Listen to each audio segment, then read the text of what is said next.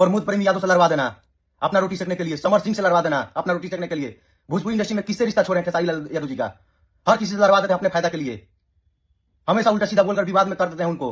आज तक सबसे ज्यादा डैमेज कोई खेसारी भैया को किया है तो आप किए हैं, और आप बोले कि राजनीति हम कर रहे हैं। आज हम सवाल खड़ा कर रहे हैं तो राजनीति कर रहे हैं, आज आप लोग हम प्रूफ दिखा रहे हैं तो राजनीति कर रहे हैं, आज आप लोग का चेहरा सामने ला रहे हैं तो राजनीति कर रहे हैं हम।